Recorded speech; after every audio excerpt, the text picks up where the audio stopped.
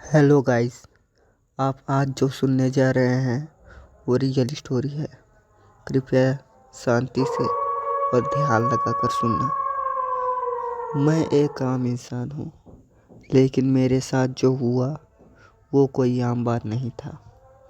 जब भी मैं अकेला होता हूँ तो हमेशा लगता है कि कोई मुझे देख रहा है बहुत पास से। कभी कभी रातों को नींद ही नहीं आती, उस बचपन की घटना की वजह से जिसने मेरी पूरी ज़िंदगी बदल दी। मैं तब बस कुछ महीने की थी। माँ किचन में डिनर बना रही थी और मेरे पास था एक बेबी मॉनिटर, ताकि अगर मैं रोऊं तो उन्हें पता चल जाए। अचानक उस मॉनिटर से मेरे रोने की आवाज़ आई। माँ भाग कर ऊपर पहुंची, पर मैं तो गहरी नींद में थी। कुछ देर बाद फिर वही हुआ, रोने की वही आवाज़, वही चीखें।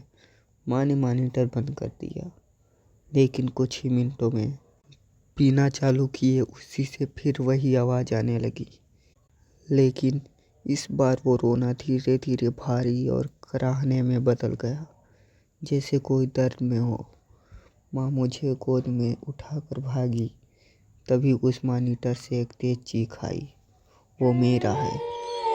माँ लगभग बेहोश सी बाहर भाग गई। उस रात पापा ने पूरा घर छान मारा, लेकिन वो आज 3 साल तक फिर नहीं आई। अब साल 2012 में मैं 4 साल की थी। माँ के साथ लिविंग रूम में खेल रही थी।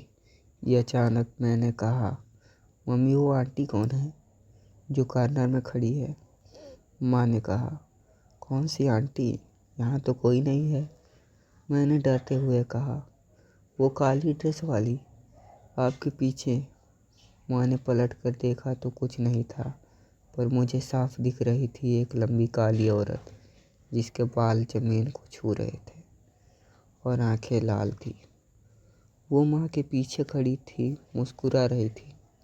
मैंने कहा, मम्मी वो आपको बहुत गुस्से से देख रही है। तभी लाइट छिपकने लगी। कमरे की दीवार पर एक काली परछाई हिली, जैसे कोई अंदर से रेंग रहा हो। तभी डोरबेल बजी। पापा आ गए। माँ दरवाज़ा खोलने बढ़ी, लेकिन अचानक उनकी गर्दन पर किसी बर्फ जैसे ठंडे हाथ का स्पर्श हुआ। वो मुड़ी तो वहाँ कोई नहीं था, लेकिन पापा के अंदर आते ही मॉनिटर अपने आप चालू हो गया और उसमें फिर से वही रोने की आवाज़ आने लगी, जो धीरे धीरे औरत की हंसी में बदल गई। वो हंसी आज तक हमारे घर की दीवारों में गूंजती है।